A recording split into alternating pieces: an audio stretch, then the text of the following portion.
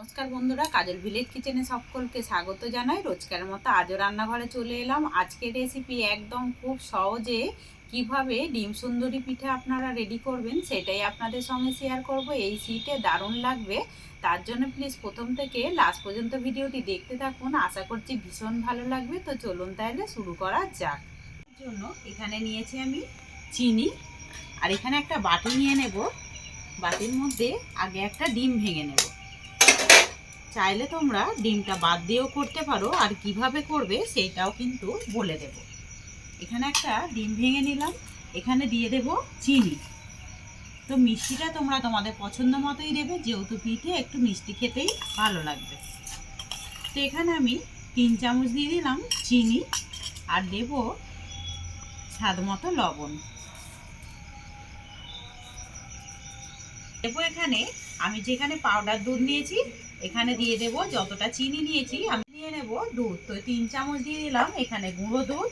এবারে এই উপকরণগুলোকে খুব ভালো করে ডিমের সঙ্গে ফেটে নিতে হবে, যাতে করে চিনিটা একেবারে মিশে যায়। খুব ভালো করে আমি সমস্ত উপকরণগুলোকেই ডিমের সঙ্গে এইভাবে ফেটে নিলাম। আর ফাটাটা যত ভালো হবে তত কিন্তু পিঠেগুলো খেতে ভালো লাগবে। পিঠে তো অনেক রকমের খেয়েছেন, একবার এইভাবে কিন্তু পিঠে করে দেখবেন, তাতে করে কিন্তু খেতে বেশি দারুণ লাগে। আর এতে ডিমটা বাদ দিয়েও তোমরা করতে পারো, যে ডিমটা দেবে না। এবার আমি এর মধ্যে যেটা দেব, এখানে নিয়েছি 1 বাটি ময়দা।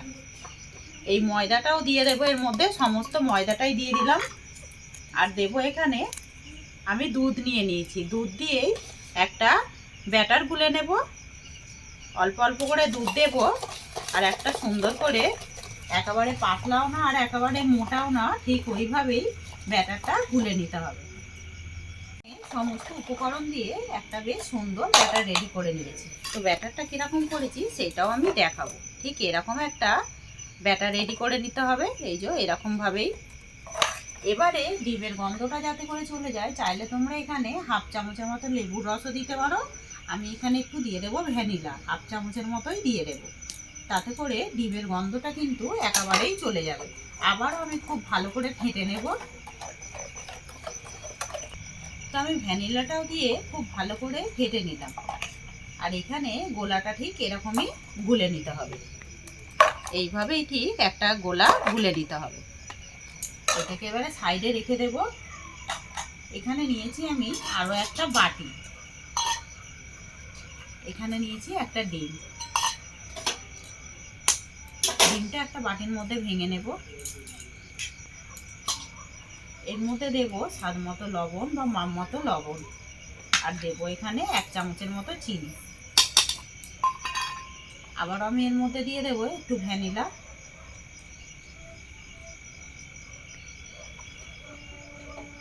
দিয়ে আমি আবারও খুব ভালো করে ডিমটাকে ফেটে নেব। এখানে আমি ডিমটাকে সমস্ত উপকরণগুলোকে দিয়ে খুব ভালো করে এইভাবে আমি ফেটে নিলাম। মাথায় রাখতে হবে চিনিটা যেন খুব ভালোভাবে এর মধ্যে গলে যায়, বা গুঁড়িয়েও নিতে পারো। আমি যে এখানে ব্যাটারটা গুলেছিলাম, এখান থেকে আমি অর্ধেক ব্যাটার একটা অন্য বাটিতে নিয়ে নেব। যেহেতু আমি ডিম সুন্দরী পিঠে করছি, তার জন্য দুটো ভাগে ভাগ করে নিলাম। এর মধ্যে দিয়ে দেবো আমি অল্প একটু ফুড কালার। এখানে নিয়েছি আমি ফুড কালার, দিয়ে দিলাম একটু ফুড কালার। দিয়ে আমি খুব ভালো করে আবারও ফেটে নেব। তাতে করে সুন্দর একটা গোলাটা কিন্তু ডিমের একটা কালার এসে গেল। সমস্ত ব্যাটারটা কালার দিয়ে আমি খুব ভালো করে এটাকেও ফেটে নিলাম। এবারেও চলে যাব রান্নার দিকে। গ্যাসটাকে অন করে নেব। এখানে একটা তাওয়া গরম হতে বসিয়ে দিয়েছি, গরম হয়ে যাবে। এখানে একটু দিয়ে দেব সাদা তেল। খুব বেশি তেল দেওয়ার দরকার নেই, হালকা করে এইভাবে একটু ব্রাশটাকে দিয়ে চুবিয়ে খুব ভালো করে এইভাবে বুলিয়ে দেব। আর আমি তো এখানে ডিম দিচ্ছি, তোমরা চাইলে একটা নারকেলের পুর করে ওর মধ্যে একটু ফুড কালার দিয়ে দেবে, তাতে করেও কিন্তু ভালো হবে। গুড়ের পরিবর্তে তোমরা নারকেলের পুরটা যখন করবে তখন কিন্তু একটুখানি চিনি দিয়ে করবে, তাহলে সাদা সাদা ভাব আসবে। এবার আমি আগেই বলেছিলাম ডিম ছাড়াও কিভাবে করবে সেইটাও আমি বলে দিলাম। এখানে কড়াটা যখন হালকা গরম হয়ে যাবে তখন আমি এই ডিমের গোলাটা এর মধ্যে দিয়ে দেব। সমস্ত গোলাটাই দিয়ে দিলাম। আর এইটা হালকাই এইভাবে গরম করে দিয়ে দিলে তাহলে ডিমটা একটু বেশ বড় মতো হবে। চারিদিকে এইভাবে একটু করে দেব। যখন এটা উপরটা শুকিয়ে আসবে তখন কিন্তু এবারে আমি এটাকে সুন্দর করে ফোল্ড করে মুড়তে থাকবো। যেহেতু এটা পাতলা, খুব ভালোভাবেই এইভাবে একটা সুন্দর ফোল্ড হয়ে যাবে। এখানে কিন্তু একেবারে ডিমটা রেডি হয়ে গেছে। এইভাবে একটু চেপে চেপে খুব ভালো করে আমি ফোল্ড করে এটাকে ভেজে নেব। ডিমটা একেবারে ভাজা হয়ে গেছে, একটা প্লেটের মধ্যে তুলে নেব। এটাকে এবারে সাইডে রেখে দেব। এর মধ্যেই আবার আমি একটু তেল ব্রাশ করে দেব। আমি তো হালকা তেল দিচ্ছি, তোমরা চাইলে একটু বেশি করে তেল দেবে, ওতে করেও খেতে খুব ভালো লাগবে। এখানে যে গোলাটা গুলেছি ময়দা ডিমে, এখান থেকে আবারও একটু গুলে নেব। নিয়ে এখান থেকে এক হাতা নিয়ে নেব, ঠিক মাঝ বরাবর এইভাবে দিয়ে একটা ঠিক গোলা রুটি যেইভাবে আমরা করি সেইভাবে আমি এইভাবে দিয়ে দেবো। আর এই সময় গ্যাসটাকে একটু আস্তে রাখতে হবে।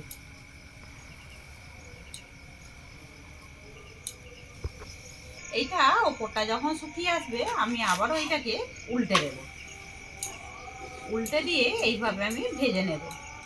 এখানে কিন্তু একটা সাদা রুটি আমার ভাজা হয়ে গেছে। এটাকে একটা প্লেটের মধ্যে তুলে নেব।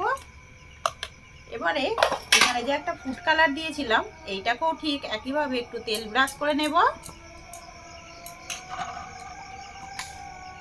এই গোলাটাকেও এক হাতা আমি এইভাবে দিয়ে দেব। দিয়ে চারিদিকে এইভাবে একটু গোল করে দেব। কতটা সুন্দরভাবে মজাদার একটি পিঠে আপনাদের সঙ্গে শেয়ার করছি। আপনারাও কিন্তু এই শীতে এইভাবে ট্রাই করতে পারো। যখন এক পিঠ ভাজা হয়ে যাবে একইভাবে আমি ঠিক উল্টে দেব। কতটা সহজে কত সুন্দরভাবে কিন্তু গোলা রুটিগুলো একেবারে হয়ে যায়। দু পিঠ এইভাবে একটু ভেজে নিয়ে আবার আমি এটাকে নামিয়ে নেব একটা প্লেটের মধ্যে। সমস্ত রুটিগুলোকে একইভাবে ভেজে নেব। সমস্ত রুটিগুলোকেই করে নিয়েছি। দুটো কালারের হয়েছে, বেশ সুন্দর দেখতে লাগছে, দারুণ সুন্দর দেখতে হয়েছে কিন্তু। আর রুটিগুলো কতটা নরম আর কতটা পাতলা হয়েছে সেটা কিন্তু দেখতেই পাচ্ছেন। এইভাবেই রুটিগুলোকে করে নিতে হবে। এখানে একটা নিয়ে নেব প্লেট। প্লেটের মধ্যে প্রথমে আমি এইভাবে একটা সাদা রুটি দিয়ে দেব। ওপর থেকে দিয়ে দেব যেই ডিমটা ভেজে রেখেছিলাম, এই ডিমটাকে আমি এইভাবে দিয়ে দেব। দিয়ে এইটাকে আগে মুড়ে নেব।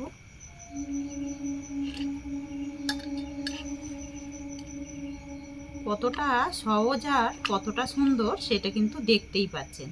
আবারও একটা নিয়ে নেব, হলুদ যেই কালারটা দিয়ে রেখেছিলাম এইটা নিয়ে এইভাবে একে একে রুটিগুলোকে ফোল্ড করে সুন্দর করে মুড়তে থাকবো।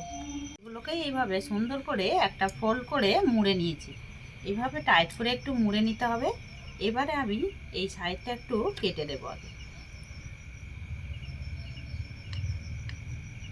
আজকের এই ডিম সুন্দরী পিঠে আপনাদের কিরকম লাগলো অতি অবশ্যই কমেন্ট করে জানাবেন। আর কে কোথা থেকে দেখছেন সেইটাও কিন্তু কমেন্টের মাধ্যমে জানাবেন।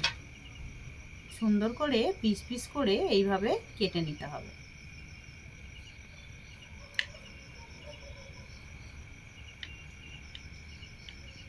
এখানে একটা পিঠে কিন্তু একেবারে রেডি করে নিয়েছি।